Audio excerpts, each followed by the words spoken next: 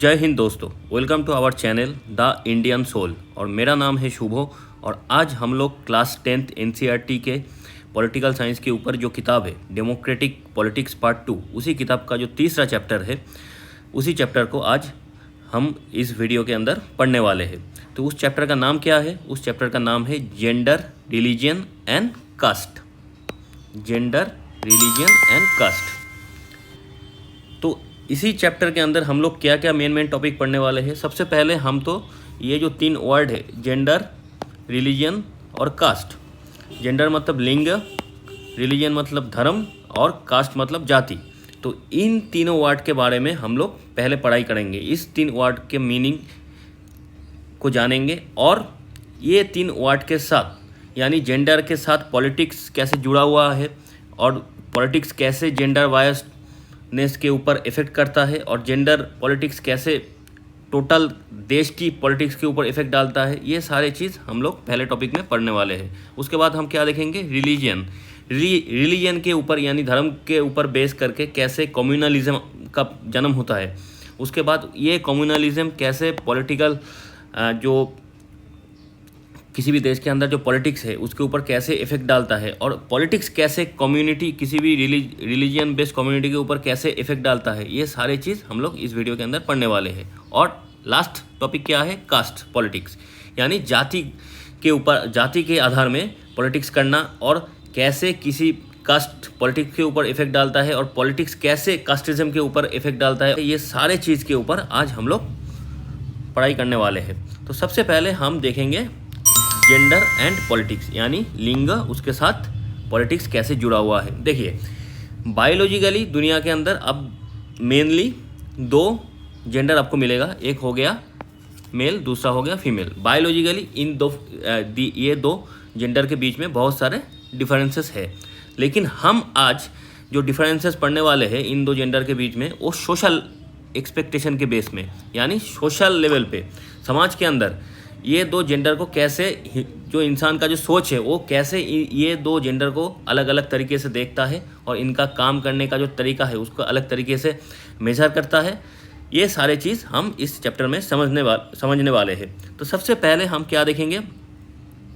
एक चीज़ हमें याद रखना है, जो भी सोशल लेवल पे जब हम एक आदमी और औरत के बीच में डिफरेंशिएशन करते हैं, उसका बेस क्या रहता है?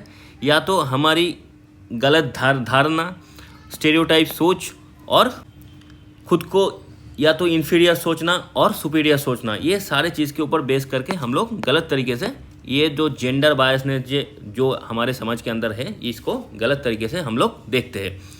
तो सबसे पहले हमें एक वर्ड की मीनिंग हमें समझनी है। वो क्या है? Sexual division of labour.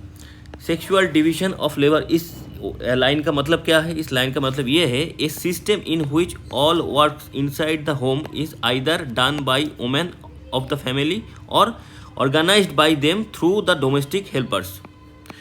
तो सेक्सुअल डिवीजन ऑफ लेबर, इस लाइन का मतलब ये है कि हम लोग अगर कॉमन तरीके से देखें तो हम लोगों की सोच ऐसे बन गया है कि घर के अंदर जो घर का काम होना, यानी खाना बनाना, फिर कपड़े धोना, फिर बर्तन साफ़ करना, ये सारे चीज़ जो है, ये सारे चीज़ या तो घर के औरत लोग करेंगे या तो कोई काम, वो जिसको हम काम वाली बाई बोलते हैं, उनको रख के उनके मदद से उनको एज ए हेल्पर रखते हुए जो सारे जो घर का काम होगा उसको मैनेज कौन करेंगे? घर के जो औरत लोग हैं वही लोग उसको मैनेज करेंगे। ये जो सोच है, इसी सोच को बोला जाता है सेक्सुअल डिवीजन ऑफ लेबर। यानी जो घर का सारा काम होगा वो कौन संभालेगा? या तो अपने हाथों से उसको संभालेगा या तो किसी को हेल्पर रख के उसके ऊपर नज़र रख के उसका मैनेजमेंट करेगा। घर यानी घर का हर काम कौन करेगा? उस घर की औरतें करेंगे। तो ये जो सिस्टम है इसी को बोला जाता है सेक्सुअल डिवीजन ऑफ लेबर। तो अब हम शुरू कहाँ से करेंगे? अब हम शुरू करेंगे पब्लिक प्राइवेट डिवीजन में। पब्लिक और प्राइवेट लेवल पे जो डिवीज़न होता है जेंडर का।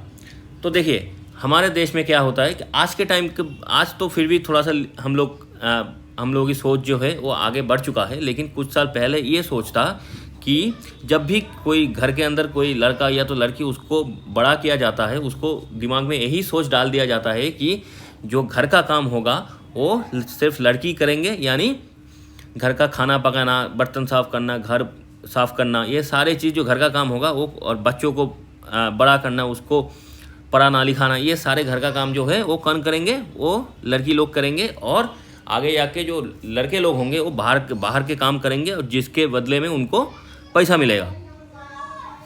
तो वही चीज़ यहाँ पे लिखा हुआ है कि घर का जो काम है वो सारे चीज़ कौन करेंगे? Cooking, cleaning, washing clothes, tailoring, looking after children, ये सारे कौन करेंगे?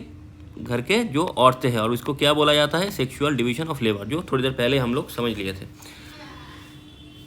तो अब हमें ये देखना है कि जो आदमी है उनको क्या बोला गया कि all the work outside the home वो लड़के लोग को करनी है, and they are paid for their job.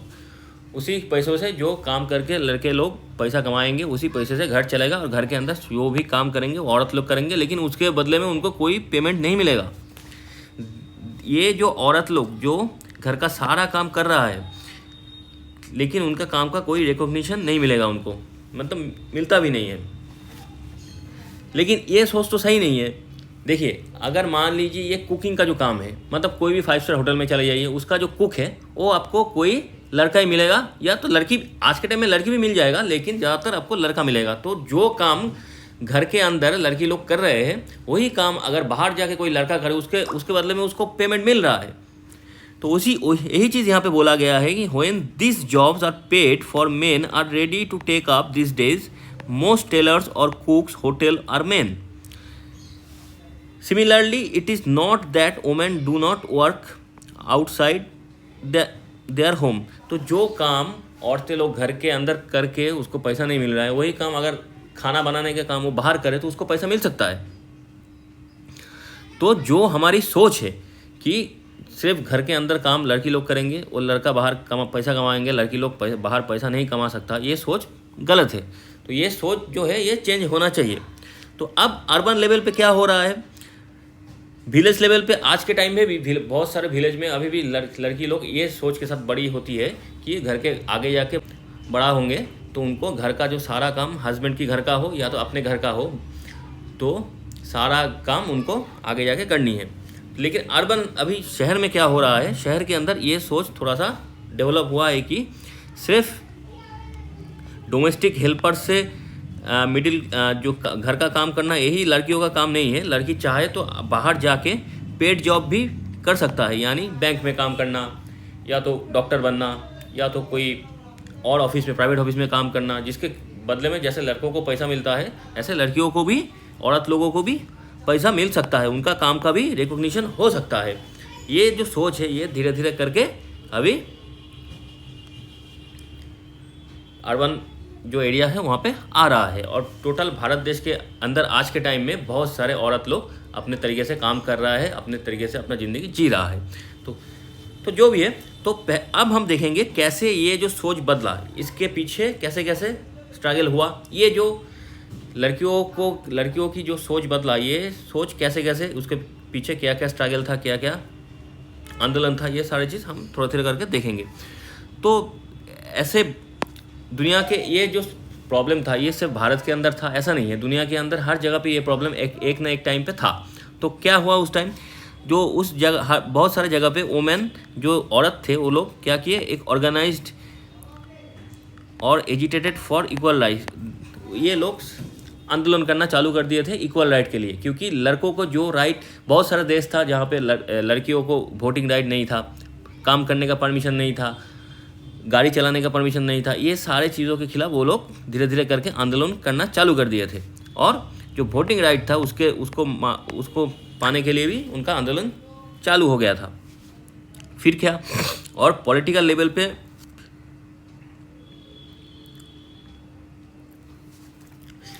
ये लोग और भी डिमांड किए कि पॉलिटिकल लेवल पे जो ज़्यादातर पॉलिटिशियन हमें आदमी लोग ही मिलेंगे, लेकिन आज के टाइम में औरत लोग भी आगे जाके पॉलिटिशियन बन रहे हैं।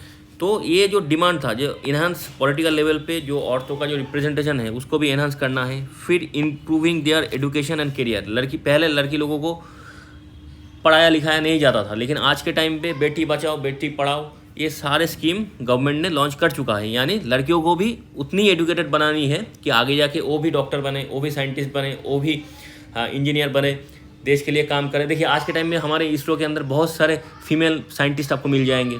तो ये सारे चीज़ धीरे धीरे करके डेवलप हुआ है। और equality in personal and family life as well,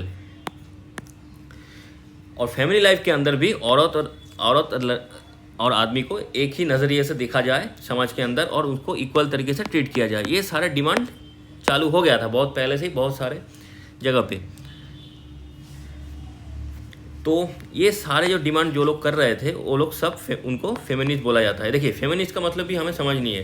feminist का मतलब क्या है? ऐसा नहीं कि फेमिनिस्ट मतलब वो सिर्फ लड़की होगा, आदमी हो, औरत हो, लड़का हो, लड़की हो, अगर कोई भी इंसान इक्वली ये बिलीव करता है कि इक्वल राइट होना चाहिए, इक्वल अपॉर्चुनिटी होना चाहिए वुमेन और मेन के लिए, तो वो इंसान, वो चाहे वो लड़का हो, लड़की हो, आदमी हो, औरत हो, बूढ़े हो, बूढ़ी हो, कोई दिक्कत नहीं है, उस इंसान को फेमिनिस्ट बोला जाता है। अब चीज़ है कि अब हम देखेंगे पॉलिटिकल लेवल पे ये जो जेंडर बायसनेस का इसका इफेक्ट क्या है। अभी इसको कैसे पॉलिटिक्स कैसे ये जो जेंडर डिस्क्रिमिनेशन है इसको यूज़ करता है, और पॉलिटिक्स को यूज़ करके कैसे हम जेंडर बायसनेस, जो जेंडर डिफरेंशिएशन हमारे देश के अंदर है, इसको हम इम्प्रूव कर सकते हैं। तो पहले हम देखेंगे कैसे ये जो पॉलिटिक्स है ये जेंडर को इम्प्रूव कर सकता है, जेंडर बायसनेस को। तो देखिए politics expression of gender division and politics mobilisation on this question help to improve women's role in public life. तो जब भी एक पॉलिटिशियन और पॉलिटिक्स क्या करता है, एक पॉलिटिकल पार्टी क्या बोलता है वोट से पहले, वो लोग बोलते हैं कि हम लोग अगर इलेक्शन में जीते, पावर में आए, तो जो वुमेन एम्पावरमेंट है उसको हम एनहांस करेंगे। यानी लड़कियों के लिए पढ़ाई का जो सुविधा है वो ज़्यादा करेंगे, उनको लड़कियों के लिए स्कूल बनाएंगे, उनको भविष्य में साइंटिस्ट, डॉक्टर, इंजीनियर और टीचर्स, लॉयर, मैनेजर, ये सारी चीज़ हम उनको बनाएंगे। और लड़कियों का जो लाइफस्टाइल है उसको भी एनहांस करेंगे।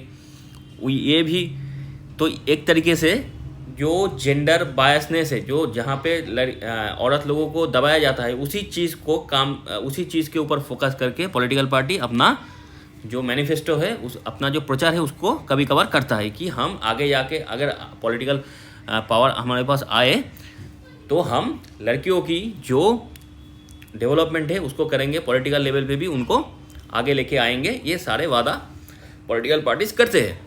यानी एक तरीके से पॉलिटिकल एडवांटेज के लिए ये जो जेंडर बायसनेस है, ये जो जेंडर डिस्क्रिमिनेशन है, इसको पॉलिटिकल पार्टी काम पे लगाता है।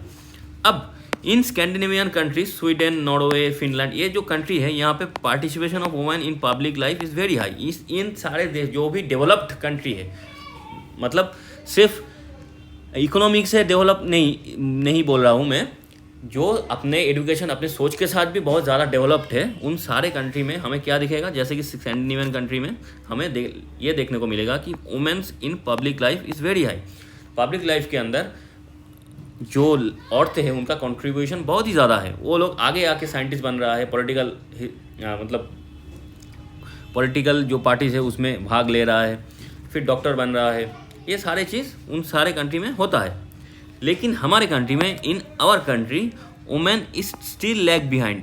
देखिए बहुत सारे जगह पे, अर्बन जगह पे हम लोग क्या देखेंगे कि लड़की लोग भी, औरत लोग भी बाहर जाके अपना काम कर रहा है, कोई बैंक में काम कर रहा है, कोई हॉस्पिटल जाके मरीजों को देख रहा है, डॉक्टर बन रहा है, कोई इंजीनियर ब्रिज का कंस्ट्रक्शन का काम कर रहा है, कोई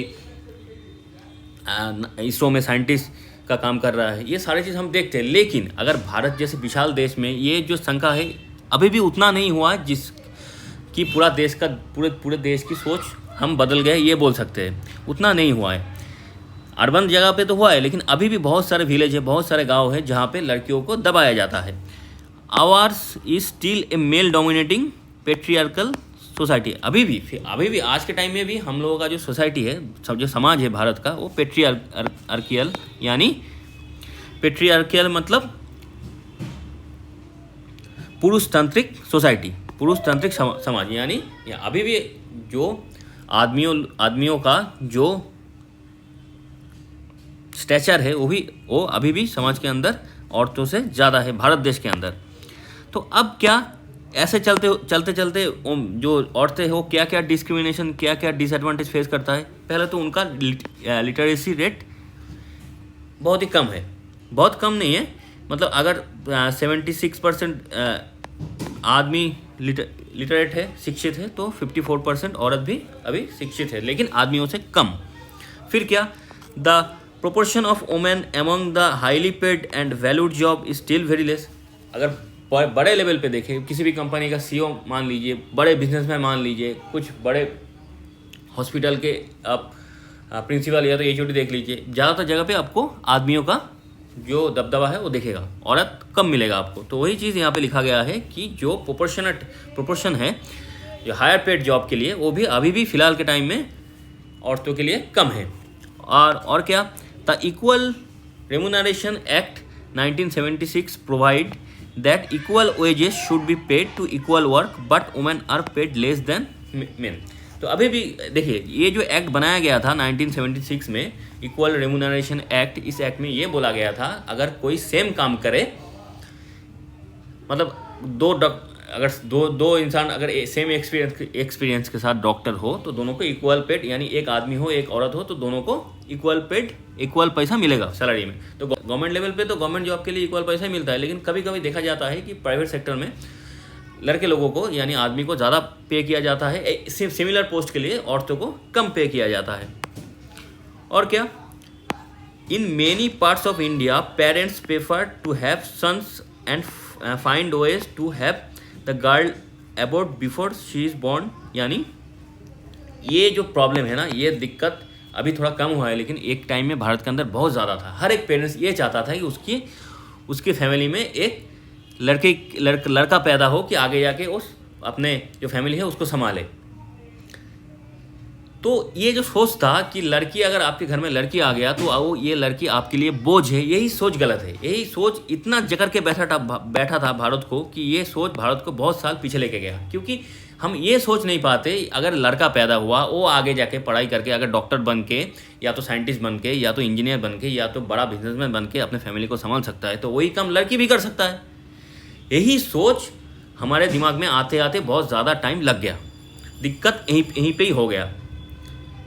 तो आज के टाइम में भी ये कम तो हुआ है, लेकिन फिर भी अभी भी बहुत सारे जगह पे बहुत सारे फैमिली ऐसा है कि वो लोग सोचते हैं कि अगर हमारे फैमिली में लड़के पैदा होंगे तो हमारे लिए अच्छा होगा। तो अगर लड़की पैदा हुआ तो ये हमारे लिए लायबिलिटी यानी बोझ बन जाएगा। तो इसीलिए वो लोग क्या चाहते हैं कि लड़की पैदा होने से पहले ही उस फिटस को मार देना चाहते हैं वो लोग, यानी वो जिसको बोलते हैं कि एबॉर्शन करना, वो एबॉर्शन करना चाहते हैं वो लोग। तो ये सोच एकदम गलत है। इसीलिए हमारे देश में क्या है, बॉय और गर्ल्स का जो रेशियो है वो प्रत्येक 1000 लड़के के लिए 919 लड़कियाँ ही अभी बचा हुआ है, जो कि ये जो रेशियो है ये ऐसा चलता गया तो भारत के अंदर एक टाइम में लड़कियों की कमी आ जाएगा।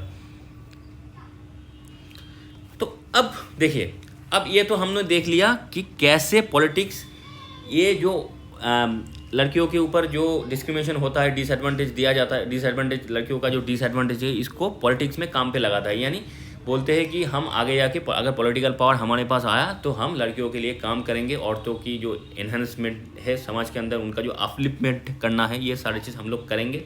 हम समाज के अंदर उसका औरतों का जो दर्जा है वो और भी ऊंचा करेंगे, ये सारी चीज़ और बोल के पॉलिटिकल फ़ायदा लेते हैं। अब हम ये देखेंगे कि as a woman, as a feminist, हम लोग कैसे पॉलिटिक्स को यूज़ करते हुए कैसे सच में जो समाज के अंदर जो औरतों का जो दर्जा है उसको ज़्यादा ऊंचा कर सकते हैं और उसको और भी ज़्यादा अपलिफ्ट कर सकते हैं। देखिए, तो जैसे कि पॉलिटिक्स ये इशू को, वुमेन डिस्क्रिमिनेशन इस इशू को यूज़ करता है, जब वो ये चीज़ को यूज़ करके जब कोई भी पॉलिटिकल पार्टी पावर में आ जाता है तो उसके ऊपर भी ये प्रेशर रहता है कि वुमेन के लड़कियों के लिए, औरतों के लिए कुछ काम करे, कि वरना अगले इलेक्शन में औरतों का वोट उनको नहीं मिलेगा। तो ये प्रेशर भी हम लोग डाल सकते हैं। तो इसीलिए in India the proportion of women in legislature has been very low. एक टाइम में बहुत लो था। Percentage of elected women member in Lok Sabha 14%, यानी 14% मान लीजिए 2019 में, और स्टेट असेंबली में तो और भी कम, यानी स्टेट गवर्नमेंट में के अंदर तो और भी, यानी विधानसभा के अंदर तो और भी कम 5%। ये सारे चीज़ दिखा गया था एक टाइम में, बहुत ज़्यादा ये था। 2019 का ये हम आंकड़ा बोल रहे थे। अब in the government cabinets and largely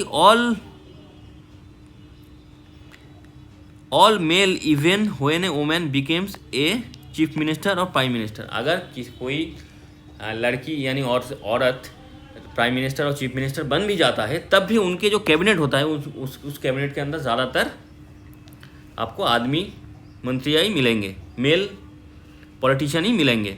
इसीलिए इन पंचायत जो लोकल गवर्नमेंट है, लोकल गवर्नमेंट के अंदर क्या किया गया, 1/3 सीट्स इन लोकल गवर्नमेंट यानी पंचायत और म्यूनिसिपैलिटी के अंदर for reserve for the women. तो इसीलिए वुमेन के लिए रिजर्व कर दिया गया 1/3 seat in panchayat and municipality, क्योंकि लोकल लेवल पे वुमेन जो रिप्रेजेंटेशन है वो और भी आगे आए।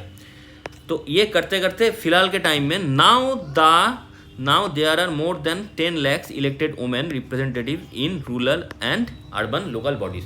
तो रूरल यानी पंचायत और अर्बन यानी म्यूनिसिपैलिटी के अंदर आज के टाइम में पूरे देश के अंदर, पूरे भारत के अंदर टोटल आपको इलेक्टेड रिप्रेजेंटेटिव वुमेन रिप्रेजेंटेटिव आपको 10 लाख के आसपास मिल जाएगा आपको।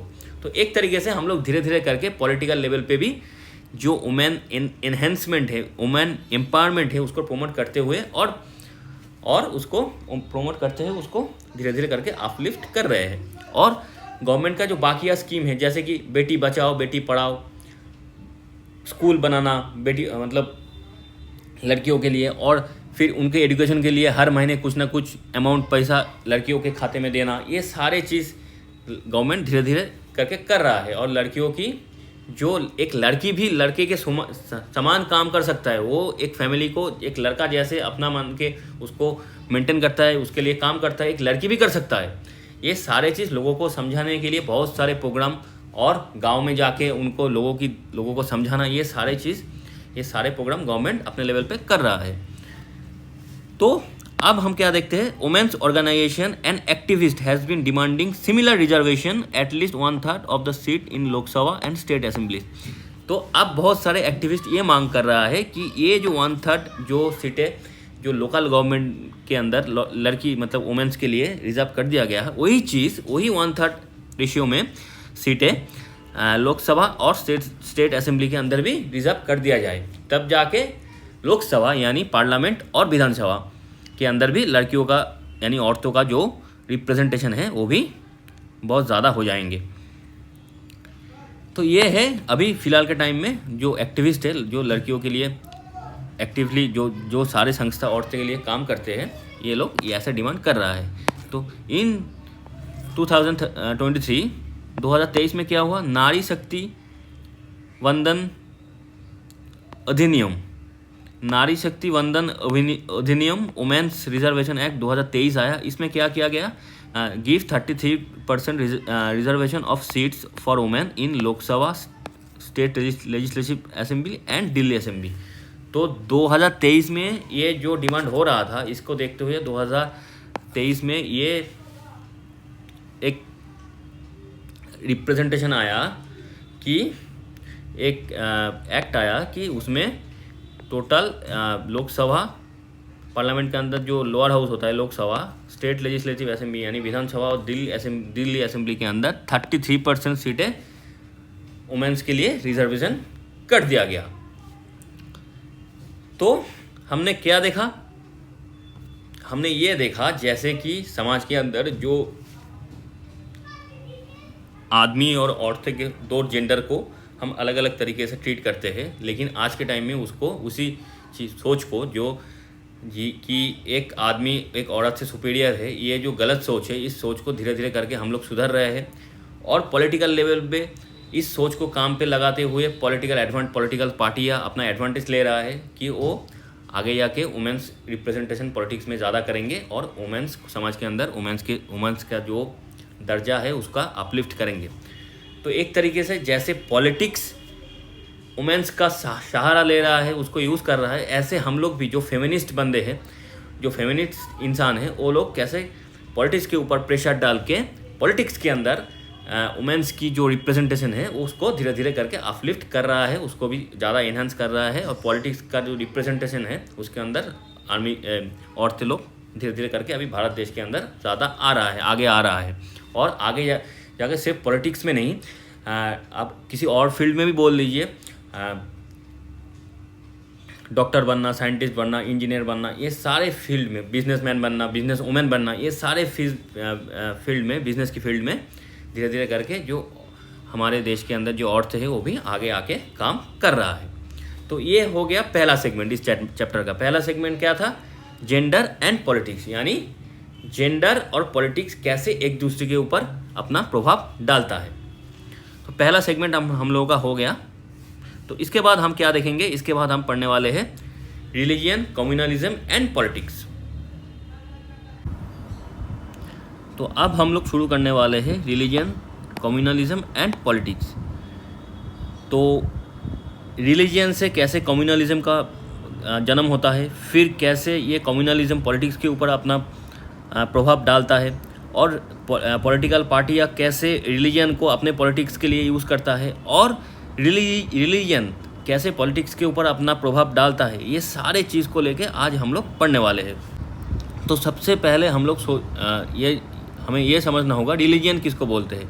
रिलीजन शब्द का अर्थ है धर्म, यानी किसी भी धार्मिक सोच के ऊपर जब एक कम्युनिटी के लोग विश्वास करने लगते हैं तो उसी कम्युनिटी के लिए ये जो धार्मिक सोच है वो उसकी धर्म बन जाता है। जैसे कि सनातन धर्म, ये सनातन धर्म के जो सोच है उसके ऊपर जो लोग बिलीव करते हैं उनको हिंदू बोला जाता है।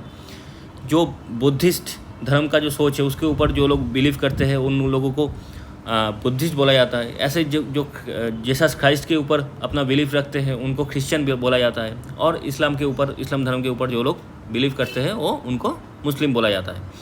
तो ये हो गया रिलीजन। अब रिलीजन कैसे एक कम्युनल तरीके से जो कम्युनलिज्म है उसका जन्म देता है, उसको समझना पड़ेगा। देखिए, ये कम्युनलिज्म एक प्रॉब्लम है हर एक देश के लिए, ये एक बहुत बड़ा प्रॉब्लम है। तो ये जो प्रॉब्लम है, इस प्रॉब्लम को सॉल्व करना हर एक देश के लिए बहुत ही ज़रूरी हो जाता है, क्योंकि सोशल डिवीज़न हो जाता है, social division biased on religion diversity. तो जब रिलीजियन के ऊपर आप बेस करके सोशल लेवल पे जब लोगों के बीच में आप डिवाइड करने लगोगे तब जाके ये कम्युनलिज्म पैदा होता है। तो in India there are many religions. Bharat के अंदर सिर्फ एक, जैसे कि हमें जेंडर तो दो ही मिलेगा आपको, या तो आदमी मिलेगा या तो औरत मिलेगा, या तो मेल मिलेगा या तो फीमेल मिलेगा। लेकिन धर्म के मामले में ऐसी बात नहीं है। धर्म थोड़ा और भी ज़्यादा कॉम्प्लिकेटेड है, क्योंकि यहाँ पे आपको बहुत तरीके का धर्म मिल जाएगा। मेजरली भारत के अंदर आपको हिंदुइज्म मिल जाएगा, फिर इस्लाम यानी इस्लाम धर्म, फिर क्रिश्चियनिटी मिल जाएगा, बौद्ध, पारसी, बहुत सारे धर्म भारत के अंदर आपको मिल जाएगा। तो ये जब धर्म जब सोशल लेवल पे डिवीज़न पैदा कर देता है तब कम्युनलिज्म बनकर तैयार हो जाता है। अब कम्युनलिज्म क्या करता है? समाज को और भी ज़्यादा तोड़ देते हैं। तो इसीलिए भारत देश के लिए ये जो रिलीजियन डाइवर्सिटी का जो प्रॉब्लम है, उससे कम्युनलिज्म कभी भी पैदा ना हो, ये चीज़ सबसे ऊपर रखना चाहिए, इसके ऊपर नज़र देनी चाहिए। तो गांधी जी ने क्या बोला था? उनकी सोच ये था कि religion can never be separated from politics. तो उनका सोच ये था कि धर्म को पॉलिटिक्स से आप कभी भी अलग करना नहीं चाहिए। तो उनका बोलने का मतलब ये नहीं था कि पॉलिटिक्स के अंदर धर्म को यूज़ करके पॉलिटिक्स को और भी चमकाना चाहिए, ये मतलब नहीं था। उनका मतलब ये था कि हर एक धर्म का जो मेन मोरल वैल्यूज़ है, जो हर एक धर्म का, ये सेम ही रहता है कि इंसानों की सेवा करो और इंसान की मदद करो, उनकी अपलिफ्टमेंट के लिए, उसकी ग्रोथ के लिए जो करना है वो करो। तो ये होता है हर एक धर्म का जो मोरल वैल्यूज़ है वो लगभग सेम ही है, चाहे वो हिंदू धर्म हो यानी सनातन धर्म हो, इस्लाम हो, बौद्धिस्ट हो, क्रिश्चियनिटी हो, कोई भी धर्म हो। मेन जो है ये जो थिंक है, हर एक रिलीजन का जो सोच है वो सेम ही रहता है, जो मोरल सोच है, जो ओरिजिनल मोरल सोच है। देखिए, आदमी अपने हिसाब से अपना धर्म का जो डेफिनेशन है उसको तो तोड़ मरोड़ के अलग कर सकता है, लेकिन जो प्रैक्टिकल जो ओरिजिनल सोच है हर एक धर्म का वो लगभग सेम ही है। तो उसी सोच को, वही जो मोरल वैल्यूज़ है धर्म का, उसी में वैल्यूज़ को पॉलिटिक्स के अंदर यूज़ करने के लिए गांधी जी ने बोला था। और क्या था, उन्होंने ये भी बिलीव करते थे, गांधी जी उन्होंने ये भी बिलीव करते थे कि that politics must be guided by ethics drawn from religion. Religions के हर एक धर्म के अंदर जो एथिकल वैल्यूज़ है उसी वैल्यूज़ के अनुसार पॉलिटिक्स को चलना चाहिए, ये था उनका सोच। उनका सोच ये नहीं था कि पॉलिटिक्स और रिलीजन को मिक्स करके रिलीजन को पॉलिटिक्स के अंदर यूज़ करो, ऐसा नहीं है। उनका सोच ये था कि हर एक रिलीजन के अंदर उसका जो मोरल वैल्यूज़ है, उनका जो सोचने का तरीका है, उसी सारे जो एथिकल वैल्यूज़ है, उन सारे अच्छे चीज़ों को पॉलिटिक्स के अंदर हम लोगों को यूज़ करना चाहिए। लेकिन ये चीज़ जो है, ये जो उनका सोच है, ये कुछ लेवल पे तो ठीक है, लेकिन आज के टाइम में हम लोग जो मॉडर्न पॉलिटिक्स है उसके अंदर ये कभी भी प्रॉपर तरीके से गांधी जी का जो सोच था उसको यूटिलाइज़ किया नहीं गया। हमेशा कहीं ना कहीं कुछ जगह पे रिलीजन को गलत तरीके से पॉलिटिक्स के अंदर यूज़ किया गया है, और अपने पॉलिटिक्स को स्ट्रॉन्ग करने के लिए रिलीजन को यूज़ करके चाहे कम्युनलिज्म पैदा हो जाए, चाहे दंगा राइट ये सारे हो जाए, तो इसको यूज़ करके अपना पॉलिटिक्स, बहुत सारे पॉलिटिकल पार्टी अपना जो पॉलिटिकल करियर है उसको चमकाना पसंद करते हैं। तो अब हम देखेंगे बहुत सारे ह्यूमन राइट्स ग्रुप भी है भारत के अंदर। वो लोग क्या डिमांड करते हैं? वो लोग चाहते हैं कि government should take special step against to prevent communal riot, protect religion minorities, यानी जो रिलीजन माइनॉरिटीज़ हैं उनको प्रोटेक्ट करना और कम्युनल राइट को प्रिवेंट करने के लिए जो भी स्पेशल स्टेप लेना चाहिए, ये लोग डिमांड करते हैं कि गवर्नमेंट हर वक्त ये सारे स्टेप ले। और आर्गूमेंट्स, वुमेंस मूवमेंट, बहुत सारे वुमेंस मूवमेंट हुआ है जहाँ पे फैमिलीज रॉस ऑफ रिलीजन, बहुत सारे रिलीजन के अंदर, जैसे कि हम तो सोशल लेवल पे पहले ही देख लिए कि सोशल लेवल पे वुमेन को दबाया जाता है, लेकिन बहुत सारे रिलीजन का जो गलत व्याख्या करके, गलत इंटरप्रेट करके रिलीजन को, तो बहुत सारे कम्युनिटी के अंदर क्या होता है कि फैमिली के अंदर जो औरत लोग हैं उनको दबाया जाता है, उसके साथ डिस्क्रिमिनेशन किया जाता है। तो ये भी, इसके खिलाफ भी गवर्नमेंट को स्टेप लेनी है। ये सारे चीज़, ये डिमांड उठने लगी। जैसे कि मान लीजिए मुस्लिम समाज में क्या होता है, एक आदमी को सुपीरियर माना जाता है, वो एक साथ 4 शादियाँ कर सकता है। तो ये तो सही बात नहीं है। तो अगर आपको दूसरा शादी करनी है तो या तो आपको डिवोर्स देनी है, प्रॉपर तरीके से डिवोर्स देने के बाद ही आप कर सकते हो। लेकिन जो उनका जो धर्म है उसमें उसका जो गलत इंटरप्रेट करके, तो ये चीज़ उनके समाज में चल रहा था। तो उसके खिलाफ गवर्नमेंट ने क्या स्टेप लिया? जो 4 शादियाँ की जो सिस्टम थी उसको बंद कर दिया गया, उसको रद्द कर दिया गया। तो ये सारे चीज़ जो जहाँ पे औरतों के ऊपर डिस्क्रिमिनेशन हुआ है, वहाँ पे गवर्नमेंट को स्टेप लेना चाहिए। तो आज के टाइम में हिंदू समाज के अंदर भी बहुत सारे ये ऑनर किलिंग्स भी होता है कि 2 जाति के बीच में अगर एक लड़का एक लड़की दो अलग जाति का है तो अगर शादी कर लिया तो फैमिली के अंदर ऑनर किलिंग्स हो जाता है। तो ये सारे चीज़ के खिलाफ भी गवर्नमेंट स्टेप ले रहा है। तो अब हम थोड़ा सा ये समझने की कोशिश करेंगे relation between religion and politics और रिलीजियन के बीच में रिलेशन क्या है। तो देखिए, रिलेशन तो ये जो गांधी जी ने बोला था ये रिलेशन होना चाहिए था, लेकिन हर वक्त ये रिलेशन होता नहीं है। क्या होता है? Different religions can and perhaps should play a role in politics. देखिए, हर एक रिलीजन अपने हिसाब से पॉलिटिक्स के अंदर अपना रोल निभा सकता है, पॉलिटिक्स के अंदर अपना रिप्रेजेंटेशन डाल सकता है, ये तो ठीक बात है। फिर क्या है? People should be able to express in politics their needs, interest and demand as a member of religious community. तो आप एक किसी स्पेसिफिक रिलीजियस कम्युनिटी के अंदर से आते हो तो आपका जो डिमांड है वो भी पॉलिटिकल लेवल पे सामने रख सकते हो। Those who hold political power should sometimes be able to regulate the practice of religion so as to prevent discrimination and oppression.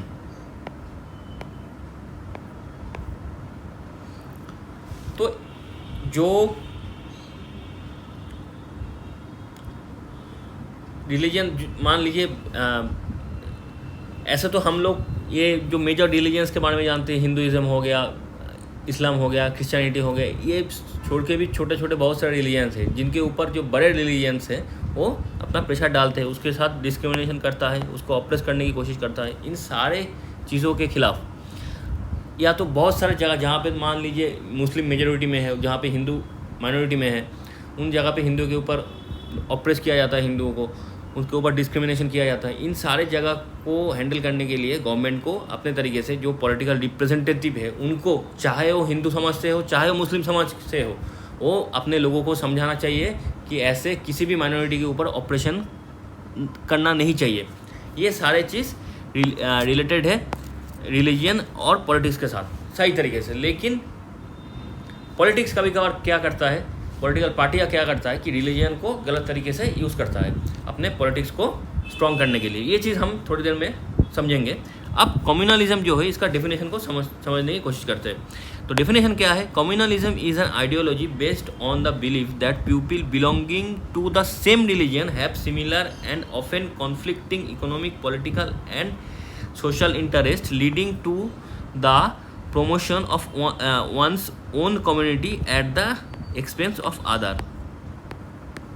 तो एक तरीके से मान लीजिए कम्युनलिज्म ये ऐसा एक सोच है जहाँ पे एक रिलीजन के लोग जो उसी रिलीजन को फॉलो करता है वो अपने बीच में एक कम्युनिटी बना के बैठा हुआ है। वो लोग सोचते हैं कि हम लोगों का जो डिमांड है, ये हम लोगों का जो डिमांड है, इकोनॉमिकल डिमांड बोल लीजिए, पॉलिटिकल डिमांड बोल लीजिए, या तो सोशल जो इंटरेस्ट है, ये सारे चीज़ जो दूसरे रिलीजन के लोग हैं उनसे सुपीरियर है, तो हमें पहले मिलनी चाहिए, हम ही सब कुछ कंट्रोल करेंगे। ये सोच जब आ जाता है वहाँ से पैदा होता है कम्युनलिज्म, यानी सोशल डाइवर्सन, सोशल लेवल पे डिवीजन पैदा हो जाता है। वहाँ से धीरे धीरे करके कम्युनलिज्म पैदा होता है। तब उसके बाद क्या होता है, जब कम्युनलिज्म बहुत ज़्यादा वायलेंट आकार ले लेता है तब दो कम्युनिटी, दो अलग अलग रिलीजन को फॉलो करने वाला कम्युनिटी एक दूसरे के साथ लड़ाई में एंगेज हो जाता है और एक टाइप का वायलेंस होता है जिसको हम राइट बोलते हैं। तो हाउ कम्युनल प्रॉब्लम्स बिगिंस, कैसे कम्युनल प्रॉब्लम शुरू होता है? देखिए, when religion is seen as the basis of nation, जब अब नेशन को बिल्ड करने के लिए रिलीजन को प्राइमरी पिलर मान लेते हो तब जाके ये दिक्कतें आना शुरू हो जाता है। इसीलिए भारत के अंदर किसी भी रिलीजन को स्टेट रिलीजन नहीं दिया गया कि कोई भी रिलीजन को सुपीरियर बोला ही नहीं गया। भारत के कॉन्स्टिट्यूशन जो लोग बना रहे थे वो लोग दिमाग से इतना तेज़ थे कि उन लोगों ने ये सोच लिया था कि भारत के अंदर बहुत सारे रिलीजन है, तो अगर हम किसी एक रिलीजन को ज़्यादा इम्पोर्टेंस दे दे तो दूसरे रिलीजन के जो लोग हैं वो खफा हो जाएंगे, या तो आगे जाके कम्युनलिज्म का जो खतरा है वो भारत के ऊपर आ सकता है। ये सोच के साथ उन लोगों ने किसी भी रिलीजन को भारत के अंदर नेशन बिल्डअप के टाइम किसी भी रिलीजन को सुपीरियर नहीं बोला। तो ये हो गया पहला कारण। दूसरा कारण क्या है? Problem becomes more acute when religion is expressed in policies in exclusive and partition terms.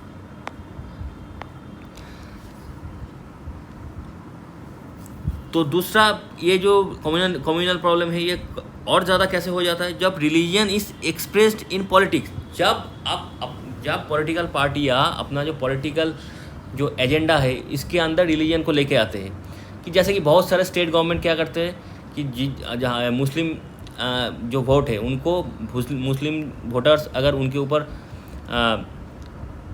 रूठ ना जाए, उनके ऊपर उनके खिलाफ ना चला जाए, इसीलिए मुस्लिम जो पॉपुलेशन है उसको खुश करने के लिए बहुत सारे पैसा देना, मतलब ग्रांट देना, ये सारे चीज़ मुस्लिम समाज के लिए करते हैं। उनका जो रैलियास है वो चाहे रोड ब्लॉक हो जाए, उनकी जो रैलियास है, उनके जो धार्मिक रैलियाँ होता है उनको करने देते हैं। रोड ब्लॉक हो जाए, कुछ भी हो जाए, बीच रोड के बीच में आप नमाज़ पढ़ने लगो, तो कुछ भी हो तो उनको तुष्ट करने के लिए ये सब बहुत सारे स्टेट गवर्नमेंट है, वो ये स्टेट गवर्नमेंट ये काम करते हैं कि उनको खुश कर रखो और उनका जो वोट है उनको अपने तरफ खींचो।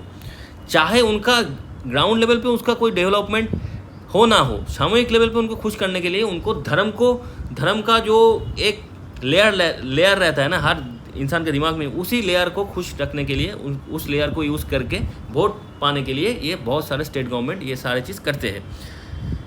चाहे मुस्लिम लोगों के लिए स्कूल नहीं बनाएंगे, वो लोग नहीं बनाते, स्कूल नहीं बनाते, उनके लिए अलग से हेल्थ केयर का जो सिस्टम है वो एनहांस नहीं करते, उनका एजुकेशन को एनहांस नहीं करते, लेकिन ये धार्मिक जो भावना है उसके ऊपर प्रेशर डाल के, उसको डरा के धमका के उनका वोट खींचने की कोशिश करते हैं। जब ऐसा चीज़ होता है तब जाके कम्युनलिज्म और ज़्यादा तूल पकड़ लेता है। फिर क्या? When one religion and its follower are pitted against another, जब एक रिलीजन के फॉलोअर्स खुद को सुपीरियर समझने लगते हैं और दूसरे के ऊपर वायलेंस तरीके से एक्ट करने लगते हैं, तब जाके ये कम्युनलिज्म और भी ज़्यादा खतरनाक बन जाता है। फिर क्या, when belief of one religion are presented as superior of those of other religion, जब एक धर्म का जो बिलीफ है वो उस धर्म को मानने वाले लोग जब ये सोचने लगते हैं कि अदर्स जो धर्म है उनसे ज़्यादा सुपीरियर उनका धर्म है, तो ये सोच जब उनके दिमाग में आने लगता है, तब जाके ये कम्युनलिज्म का प्रॉब्लम और भी ज़्यादा दिक्कत करने लगता है। फिर क्या, when the demands of one religious group are formed in opposition to another, जब एक रिलीजन ग्रुप का जो डिमांड होता है वो जो अपोजिट जो अलग और भी जो रिलीजियस ग्रुप है उनके डिमांड से एकदम अपोजिट होता है। जैसे कि कभी कभार हिंदू और मुस्लिम के बीच में ये क्लैश हो जाता है कि गाय को लेके, क्योंकि हम लोग जो हिंदू लोग हैं वो गाय को ऐसे पूजा करते हैं, लेकिन उसी गाय को मुस्लिम लोग खाते भी हैं। तो ये सारे चीज़ को लेके जब दोनों का मतलब जो काम करने का तरीका हो एकदम अपोजिट हो जाता है, तो तब कभी कभार ये कम्युनल राइट्स हो जाता है। फिर क्या, when state power is use to establish domination of one religion group over the rest, जब जो मैं थोड़ी देर पहले बोल रहा था, तो स्टेट गवर्नमेंट जब कोई भी स्टेट गवर्नमेंट स्टेट का पावर जब एक ही धर्म को खुश रखने के लिए ज़्यादा करते हैं, मतलब एक धर्म को खुश करने के लिए ज़्यादा वोट पाने के लिए खुश करने के लिए उसी कम्युनिटी का जो धर्म है उसको ज़्यादा इंपॉर्टेंस देते हैं, तब जाके कभी कभार ये कम्युनलिज्म और भी समस्या प्रॉब्लम क्रिएट कर देता है। The idea behind communal politics, ये जो कम्युनल पॉलिटिक्स होता है, कम्युनलिज्म को यूज़ करके जो पॉलिटिक्स होता है, इसकी जो सोच है वो सोच कहाँ से आता है, the religion is the principal basis of social community. जब भी सोशल लेवल पे कोई भी अलग अलग कम्युनिटी बनता है, उसका जो बेस रहता है वो कहाँ से शुरू होता है, वो रिलीजन से यानी धर्म से शुरू होता है। तो ये जो कम्युनलिज्म है इसका जो हमने बोला, जो उसका पीछे जो बेसिक आइडिया मतलब जो बेस है, जो आइडिया बिहाइंड कम्युनलिज्म ये है कि रिलीजन को, अपने रिलीजन को सुपीरियर मानना, ये पहला बेस है। कम्युनलिज्म यहाँ से शुरू होता है कि अपने रिलीजन को सुपीरियर मानना दूसरों से, कि दूसरे रिलीजन का कोई मतलब नहीं बनता, उनका कोई लेवल ही नहीं है, जो भी है मेरा ही रिलीजन है, ये जो सोच है, इसी सोच के साथ कम्युनलिज्म पैदा होता है। अब कम्युनलिज्म कैसे सोचता है, मतलब कम्युनलिज्म जो भी कम्युनलिज्म मानने वाले जो लोग हैं उनका सोच पैटर्न कैसे काम करता है। देखिए, the followers of a particular religion must belong to one community. तो पहले तो कम्युनलिज्म कहाँ से पैदा होता है, जब एक ही रिलीजन के लोग अपने बीच में कम्युनिटी बना के उनका जो सोचने का तरीका, उनका जो रहन सहन, उनका जो खाना पीना, उसी को सुपीरियर मान के अपना सोच बिल्डअप कर लेता है। उसके बाद क्या होता है, there fundamental interest are the same, उन लोगों का सारे का फंडामेंटल जो सोच है वो सेम होता है। अब क्या है, any difference that they may have is irrelevant और ट्रिवियल फॉर कम्युनिटी लाइफ, यानी उनके सोच से थोड़ा सा भी अलग सोच कोई भी बंदा रखे तो ये लोग क्या करते हैं, उनको अलग कर देते हैं। तो अलग धर्म के कोई भी बंदा इनके सामने मिल गया तो उनको अलग थलग करके दूर हटा देते हैं। It also follows that people who follows different religions can not belong to the same social community, can not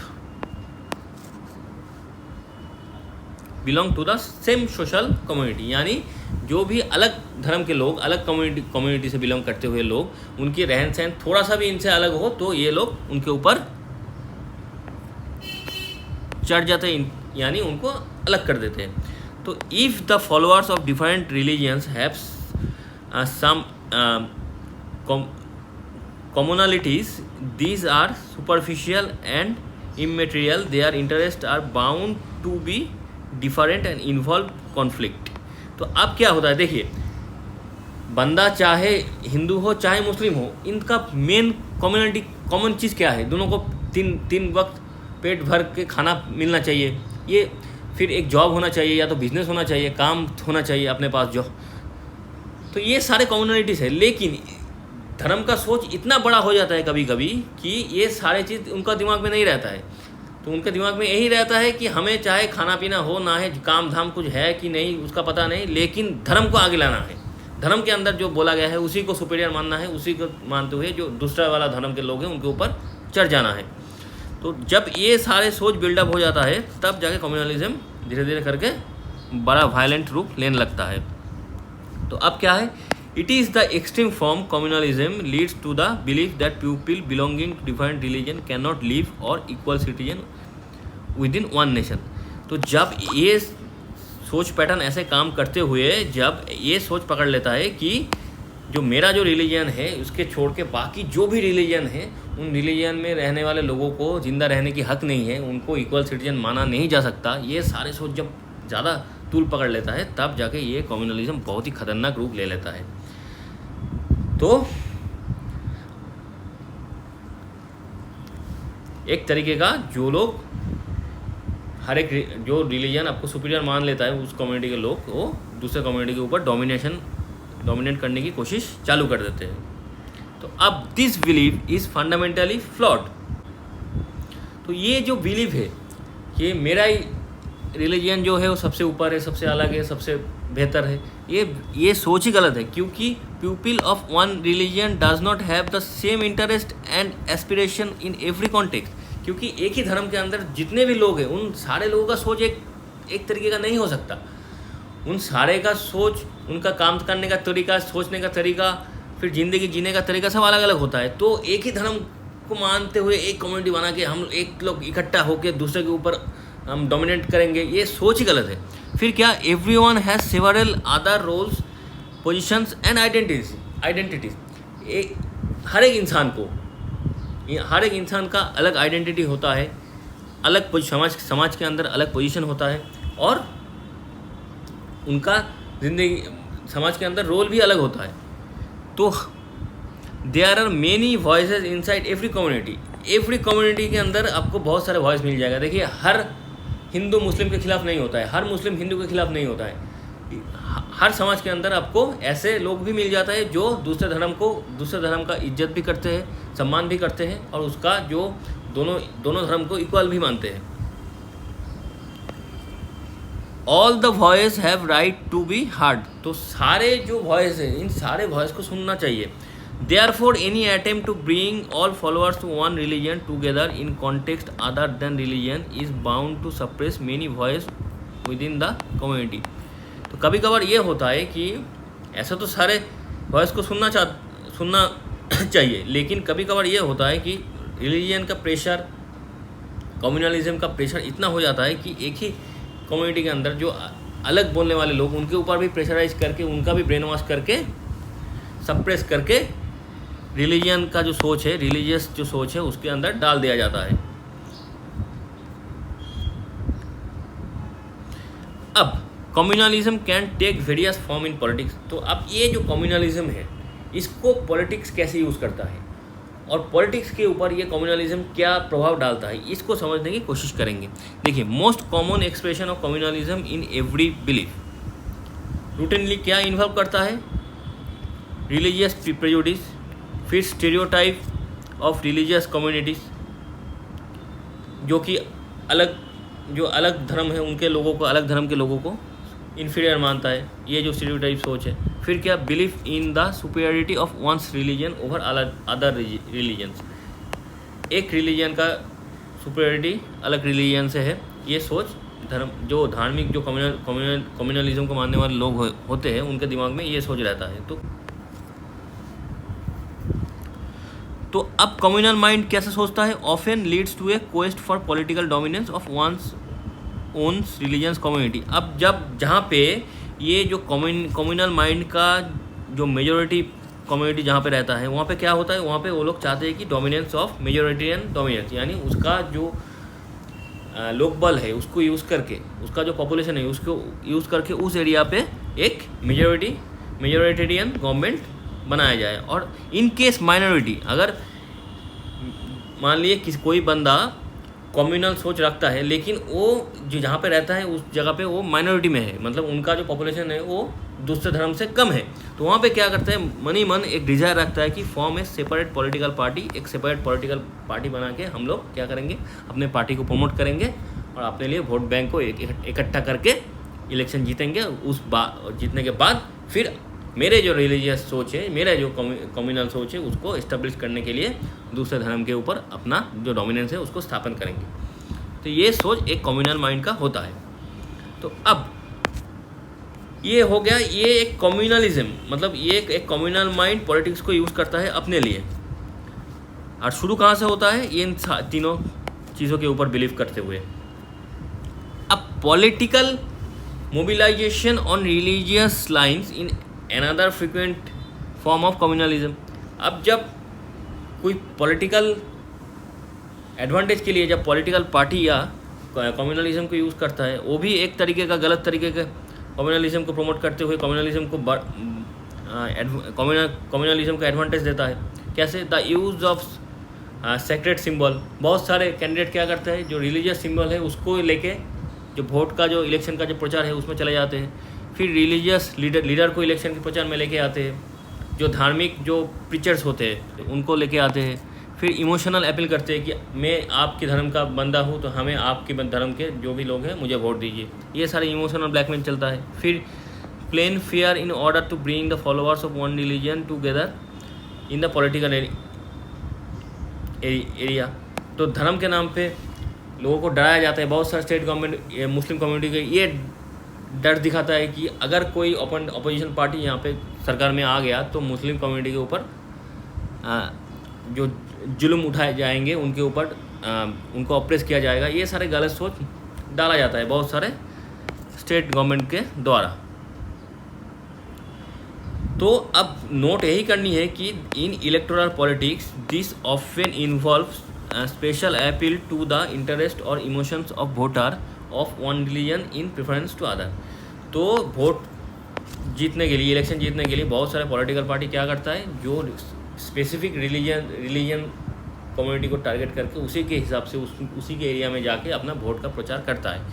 चाहे दूसरे धर्म को बुरा लगे या तो वो ऑप्रेस फील करे, जो भी हो जाए, लेकिन एक ही धर्म को ज़्यादा प्रमोट किया जाता है। ये सारे चीज़ भारत के अंदर पॉलिटिकल लेवल पे होता है।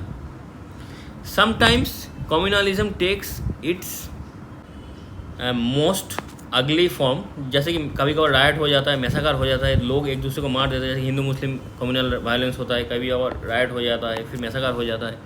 तो India and Pakistan suffered from of the worst communal right at the time of partition. जब पार्टीशन हुआ था भारत और पाकिस्तान की, उस टाइम सबसे ज़्यादा बुरे दौर से भारत और पाकिस्तान गुजरा था। और उस टाइम कम्युनल राइट की वजह से बहुत सारे इंडियंस और पाकिस्तानियों की जान चली गई थी, यानी बहुत सारे हिंदू मुस्लिम की जान चली गई थी। The post independent period has also been large scale communal riot. मतलब आज़ादी के बाद भी बहुत जगह पे कम्युनल राइट हुआ है। तो धीरे धीरे करके आज के टाइम में ये कम्युनल राइट बहुत ही कम है। कभी कभार छूट-मूट लड़ाई हो जाता है, लेकिन फिर भी जो कम्युनल राइट भारत ने अतीत में देखा है, उन सारे चीज़ से हम लोग शायद छुटकारा पा लिए। आज के टाइम में उतना कम्युनल राइट नहीं देखा जाता है। तो अगर पॉपुलेशन की हिसाब देखें, religion basis, religious diversity Bharat के अंदर अगर हम लोग देखें तो टोटल 79.8% हिंदू है, जो कि हिंदू धर्म को फॉलो करते हैं। फिर 14.2% मुस्लिम है, जो इस्लाम धर्म को फॉलो करते हैं।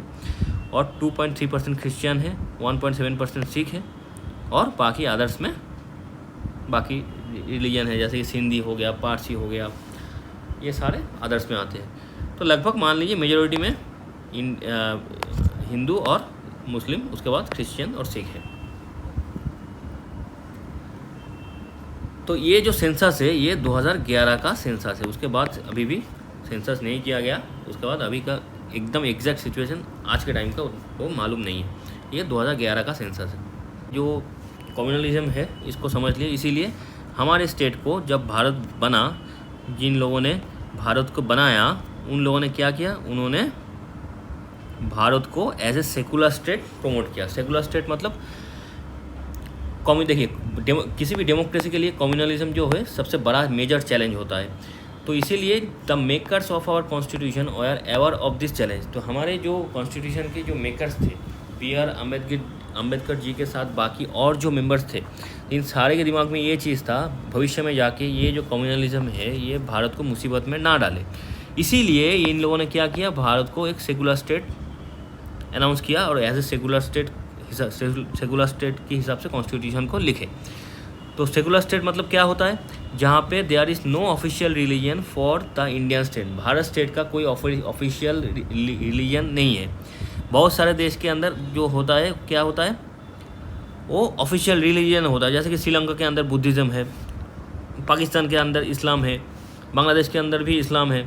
फिर ऐसे बहुत सारे देश में क्रिश्चियनिटी को ऑफिशियल रिलीजन माना गया है। ये ऐसे बहुत सारे देश के अंदर है, लेकिन भारत के अंदर कोई भी ऑफिशियल रिलीजन नहीं है। और क्या, the constitutions provide to all individuals and communities freedom to profess, practice and propagate their religion. यानी हर एक इंसान को ये स्वाधीनता, ये फ्रीडम दिया गया कि आप अपने धर्म को मान सकते हो, उसका पालन कर सकते हो और उसके बारे में बात भी कर सकते हो।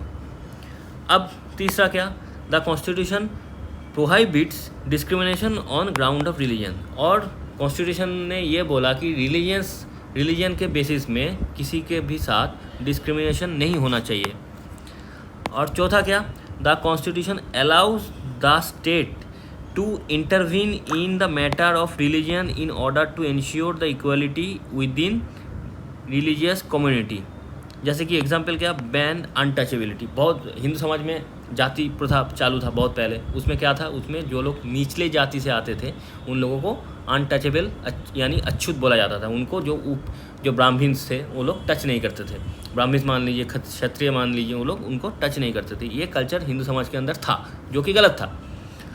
तो कॉन्स्टिट्यूशन में ये बोला गया, अगर ऐसे जो अनटचेबिलिटी, ये सारे जो गलत तरीका है, धार्मिक आधार में जो भेदभाव चलता है धर्म के आधार में, तो ये सारे चीज़ अगर प्रैक्टिस हो तो उसके खिलाफ स्टेट को एक्शन लेना चाहिए। तो ये चीज़ भी कॉन्स्टिट्यूशन बोल के गया, आपको फ्रीडम दे के गया। आप अपने धर्म के बारे में बात कीजिए, उसको पालन कीजिए, उसको मानिए, सब कुछ कीजिए, लेकिन धर्म को सामने रखते हुए कभी भी किसी के साथ डिस्क्रिमिनेशन आपको नहीं करना। डिस्क्रिमिनेशन, उसको भेदभाव नहीं करना। अगर आप करोगे तो कॉन्स्टिट्यूशन भी स्टेट को ये पावर देके गया है, अगर कहीं पे भी भेदभाव होता है तो आपके पास पावर है, पॉलिटिकल पावर है, आप जाके एक्शन लो। ये कॉन्सेप्ट भी, सेकुलर स्टेट का जो कॉन्सेप्ट है, ये भी हमारे कॉन्सेप्ट समझ में आ गया। तो यहाँ पे ख़त्म होता है हमारा जो कम्युनलिज्म और कम्युनलिज्म के साथ जो रिलीजन का रिलेशन है, और रिलीजन के साथ पॉलिटिक्स का जो रिलेशन है, और कम्युनलिज्म के साथ जो पॉलिटिक्स का जो रिलेशन है, और पॉलिटिक्स कैसे कम्युनलिज्म को कभी कभार एज ए पॉलिटिकल करियर के लिए यूज़ करता है बहुत सारे पॉलिटिकल पार्टी कम्युनलिज्म को। तो उसके बारे में भी हम लोगों की जो पढ़ाई है वो यहाँ पे ख़त्म होता है। तो अब हम जाएंगे उसके लास्ट सेगमेंट में इस चैप्टर का, वो है कास्ट एंड पॉलिटिक्स के ऊपर। अब हम पढ़ने वाले हैं कास्ट एंड पॉलिटिक्स।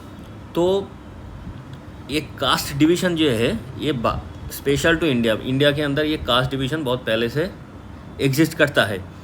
तो कास्ट इनइक्वालिटीज़ के अंदर क्या होता है, एक तो कास्ट डिवीज़न होता है, और ज़्यादातर सोसाइटी के अंदर, दुनिया के अंदर जितना भी सोसाइटी है, समाज है, उस सारे समाज के अंदर कहीं ना कहीं कुछ ना कुछ सोशल इनइक्वालिटीज़ और कुछ फॉर्म में डिविजन्स ऑफ लेबर आपको मिल जाएगा। और ज़्यादातर सोसाइटी में क्या होता है, जो जनरेशन का, हर एक जनरेशन का जो ऑक्यूपेशन है वो एक जनरेशन से दूसरे जनरेशन में पास हो जाता है। लेकिन ये जो कास्ट सिस्टम है, ये सिस्टम, यही जो ऑक्यूपेशनल जो ट्रांसफ़र है जनरेशन टू जनरेशन, इसी चीज़ का एक एक्सट्रीम फॉर्म है। इसमें क्या होता है, ये कास्ट सिस्टम दूसरों से अलग कैसे है, सोसाइटी के अंदर जो भी और जितना भी डिविजन्स है उन सबसे अलग और डिफरेंट क्यों है ये कास्ट सिस्टम, क्योंकि यहाँ पे जो ऑक्यूपेशनल ट्रांसफ़र जो होता है ये मैंडेटरी होता है। In this system hereditary occupational division was sanctioned by rituals. यहाँ पे मान लीजिए कोई गरीब किसान का बेटा कुछ और कम, यानी गरीब किसान का बेटा पढ़ लिख के डॉक्टर नहीं बन सकता, साइंटिस्ट नहीं बन सकता। ये प्रॉब्लम है यहाँ पे ये जो कास्ट सिस्टम है, मतलब जो गरीब का बेटा, मतलब मान लीजिए मोची का बेटा, आगे जाके जितना भी टैलेंट है उसके पास वो मोची बनेगा। ये जो रिचुअल सैंक्शनड है, जो ब्राह्मण्स थे एक टाइम के, वो ब्राह्मण्स क्या किए थे हिंदू समाज के अंदर, जो निचले जाति से आते हैं या जिनको शूद्र बोला जाता है, उनके ऊपर ये थोपा गया था, जो लोग शूद्र है वो लोग क्या करेंगे, वो लोग ये पूरे ज़िंदगी जो छोटे मोटे काम हैं वही काम करेंगे, चाहे उनके पास जितना भी टैलेंट हो, जितना भी प्रतिभा हो। तो ये जो चीज़ है ये गलत था, ये हिंदू समाज के अंदर पहले से था, ये जो चीज़ गलत चल रहा था। यहाँ पे क्या होता है, ऑक्यूपेशनल जो डिवीज़न होता है वो एक्चुअल तरीके से सैंक्शनड बाय रिचुअल्स होता है। तो members of the same caste group are suppose to form a same community, a same occupation, married within the caste group और did not eat with other caste members, caste group members. यहाँ पे क्या होता है, यहाँ पे जो Brahmins थे वो लोग क्या करते थे, वो अपना सोशल एक कम्युनिटी बना लिए थे, और जिनका सेम ऑक्यूपेशन था, जो ब्राह्मण्स थे, क्षत्रिय थे, जो उच्च कोटि के लोग थे, और मतलब उच्च कोटि का मतलब खुद को ऐसे बनाया था धर्म को आधार करके, ब्राह्मण्स, क्षत्रिय, वैश्य, ये लोग इन ये और शूद्र, ये 4 कास्ट बनाया गया था। उनमें से जो सबसे ऊपर थे वो ब्राह्मण्स थे, उसके नीचे क्षत्रिय आते थे, उसके नीचे वैश्य आते थे, और उसके एकदम अंत में शूद्र आते थे। तो ऐसे शूद्रों को जैसे अलाउड नहीं था कि वो किसी शूद्रों महिला छोड़ के किसी और के साथ शादियाँ करे दूसरे कास्ट के साथ, ये सब उनको अलाउड नहीं था। एक तरीके से कास्ट सिस्टम में क्या चलता है, हर एक जाति के अंदर जो अपने अंदर जो आदमी और औरतें हैं उसी सेम कास्ट के अंदर उनको एक दूसरे के साथ शादी कर लेते थे, शादी करना पड़ता है, उनका ऑक्यूपेशन सेम रहता है, और ये दूसरे लोगों के साथ खाते भी नहीं हैं। तो ये सारे कास्ट सिस्टम में चलता है। और कास्ट सिस्टम क्या है, based on exclusion of outcast group और discrimination against the outcast group. जो एक जाति के छोड़ के जो दूसरी जाति है, तो एक जाति दूसरी जाति के लिए अपने जाति से उसको दूर रखते थे और उनको उनके साथ डिस्क्रिमिनेशन यानी भेदभाव करते थे। They are subjected to the inhuman practice, जो कि था अनटचेबिलिटी, अछूत मार्ग, अछूत, ये जो प्रैक्टिस था ये एकदम इनह्यूमन प्रैक्टिस था।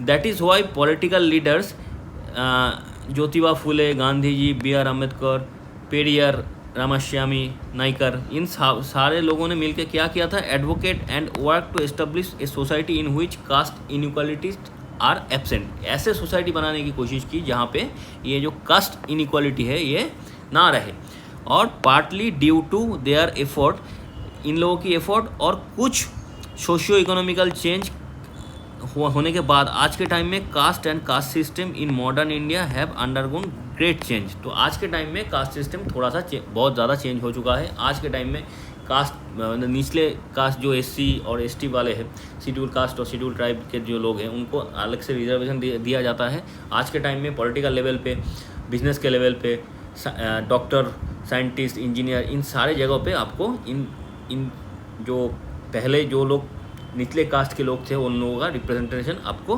मिलेगा। विथ इकोनॉमिकल डेवलपमेंट के साथ साथ क्या हुआ, लार्ज स्केल अर्बनाइजेशन हुआ, शहर के शहर तैयार हुए, ग्रोथ ऑफ लिटरेसी और एजुकेशन की ग्रोथ हुआ, और लोगों को ये समझ में आया कि ये जो कास्ट सिस्टम है ये गलत है, ये गलत है, क्योंकि यहाँ पे एक इंसान को जिसके पास टैलेंट है, वो कुछ बड़ा करने की जो जिसके पास हिम्मत होता है, उनको एक कास्ट सिस्टम के नाम से दबाया जाता है। और जो उच्च कास्ट के जो लोग हैं, अगर उसके पास कोई टैलेंट ना हो, वो किसी काम की लायक ना हो, फिर भी उसको ऊपर बिठाया जाता है। तो ये जो सोच है ये गलत है। इस सोच के साथ जैसे जैसे लिटरेसी का ग्रोथ हुआ, एजुकेशन का ग्रोथ हुआ, उसके साथ भी कास्ट सिस्टम और भी डाइल्यूट होता गया। और ऑक्यूपेशनल मोबिलिटी, आज के टाइम में शहर में लोग काम करने के आते हैं दूर दूर से, गांव से। अगर एक बार गांव से निकल के शहर में आ गया तो शहर के आने के बाद आपकी जात क्या है, आपकी कास्ट क्या है, ये सब कोई नहीं पूछता। वहाँ पे काम से मतलब रहता है, क्योंकि आपको प्रॉब्लम सॉल्व करना, अपना काम करना आता है कि नहीं। अगर आता है तो आपका वैल्यू है, अगर नहीं आता है तो आपका वैल्यू नहीं है, आप किसी भी कास्ट से हो। फिर क्या, weakening of the position of landlords in the village. Bharat जब जो लैंड रिफॉर्म हुआ, उसके बाद गांव के अंदर जो लैंड लॉर्ड्स थे वो लोग कमज़ोर पड़ गए। उसके बाद जो कास्ट प्रथा वहाँ पे चालू था वो भी कमज़ोर पड़ गया। तो ये सारे चीज़ों के साथ, इतने सारे कारण के वजह से कास्ट सिस्टम जो चल रहा था भारत के अंदर, वो धीरे धीरे करके उसका जो हायरार्की और उसका जो दबदबा था, उसका जो प्रभाव था समाज के अंदर, प्रभाव था, ये सारे चीज़ धीरे धीरे करके ब्रेक डाउन हुआ। अब आज के टाइम में कास्ट को पॉलिटिक्स में कैसे यूज़ किया जाता है और कास्ट को यूज़ करके कैसे पॉलिटिशियन अपना पॉलिटिक्स को आगे लेके जाता है, इसको समझना है। तो व्हेन पार्टीज, कास्ट कैसे पॉलिटिक्स में यूज़ होता है, when parties are choose candidate in elections they keep in mind the caste composition of the electorate. मतलब किसी भी इलेक्टोरेट यानी किसी भी लोकसभा या तो विधानसभा के अंदर जब कोई भी पार्टी अपना कैंडिडेट चुनता है तो वो पार्टी ये ध्यान में रखता है तो यहाँ पे कौन सी कास्ट के लोग ज़्यादा रहता है, जाट ज़्यादा रहते हैं, ब्राह्मण से ज़्यादा रहते हैं, या तो बैकवर्ड क्लास यानी शेड्यूल कास्ट ज़्यादा रहते हैं। तो ये सोच रखते हुए पॉलिटिकल पार्टी क्या करता है, उस जगह पे उस कॉन्स्टिट्यूएंसी के अंदर क्या करता है, उसी जाति के कैंडिडेट को खड़ा करता है जिसके मदद से उनको ज़्यादा वोट मिले। फिर क्या, political parties and candidates in elections make appeals to caste sentiment to muster support. तो पॉलिटिकल पार्टीज क्या करते हैं, कभी कभार उसी किसी भी इलेक्टोरेट के अंदर जहाँ पे जिस जाति का ज़्यादा लोग रहते हैं उस जाति का कैंडिडेट को खड़ा करके फिर पॉलिटिकल लेवल पे ये सारे जो जातियाँ हैं उनको ये अपील करता है कि हमने आपके कैंडिडेट्स को खड़ा किया है और आप हमें ही वोट करें। और क्या, universal adult franchise and principle of one person one vote compelled political leaders to gear up to the task of mobilizing and securing political support। तो जब से ये सारे जब से ये वन पर्सन वन वोट और equal power of every vote ये जब से हुआ है तब से क्या है, पॉलिटिकल पार्टी का जो नेता है इनको भी दिमाग में ये आ गया कि हमें हर एक इंसान का वोट हमें जीतनी है, तो किसी भी कास्ट की हो। तो it brought new consciousness among the people of caste that were hitherto treated as inferior and low।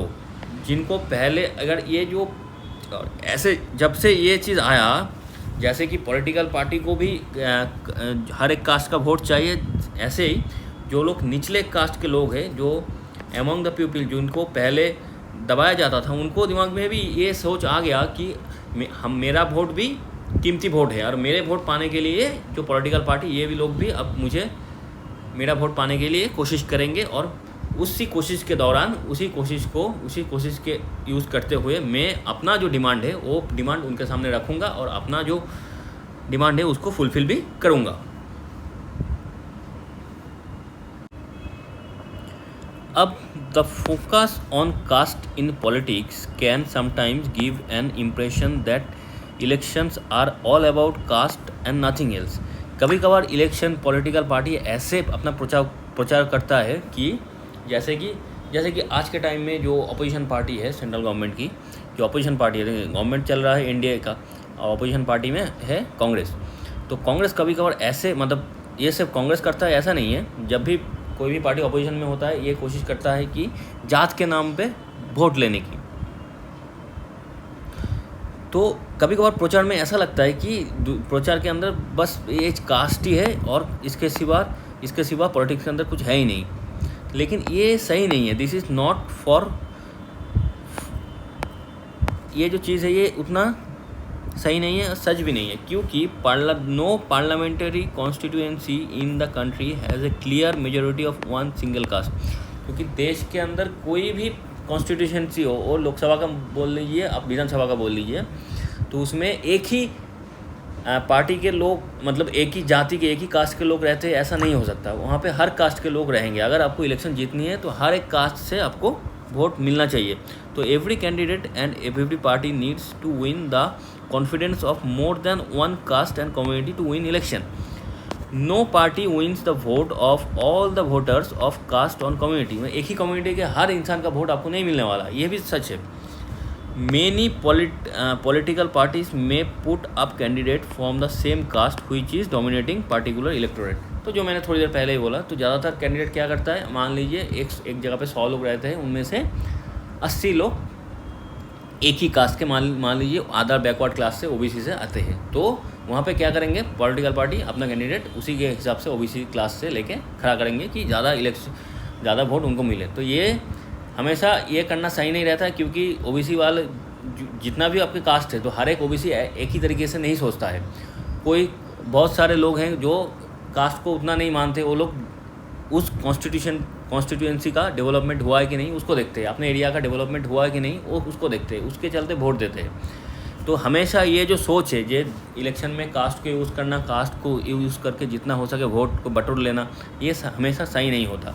तो हमारे देश के अंदर कास्ट का इनइक्वालिटी आज के टाइम में क्या है, देखिए जो रूरल एरिया है, रूरल जो गांव का एरिया है, विलेज एरिया है, वो वहाँ पे शेड्यूल ट्राइब ज़्यादा है 45%, अर्बन में कम है 35%। शेड्यूल कास्ट यहाँ पे ज़्यादा, अर्बन में भी रहते हैं 38% और गांव में 35%। ओबीसी वाले गांव में 27%, 29% अर्बन एरिया में। हिंदू अपर क्लास जो ब्राह्मण के लोग हैं वो 11% रूरल एरिया में रहते हैं, गांव के विलेज में। 9.9% कहाँ पे रहते हैं, अर्बन एरिया में। ऐसे करके हम लोगों का जो सिख कम्युनिटी है वो भी गांव में, क्योंकि पूरा का पूरा पंजाब ज़्यादातर एडवांस ही है, तो वहाँ पे गांव में 0.0% और 4.9% अर्बन एरिया में रहते हैं। तो ये सारे कास्ट का जो डिवीज़न है वो यहाँ पे है इस फ्लो चार्ट के अंदर। तो अब हम देखेंगे politics in caste. Politics also influence the caste system. कैसे? Each caste group tries to become bigger.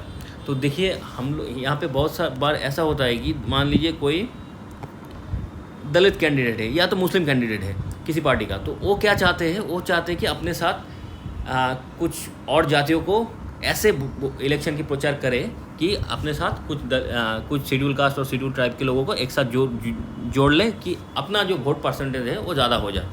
तो each caste group tries to become bigger. Every caste group political level पे खुद को बड़ा करना चाहता है। इसके लिए वो एक दो के साथ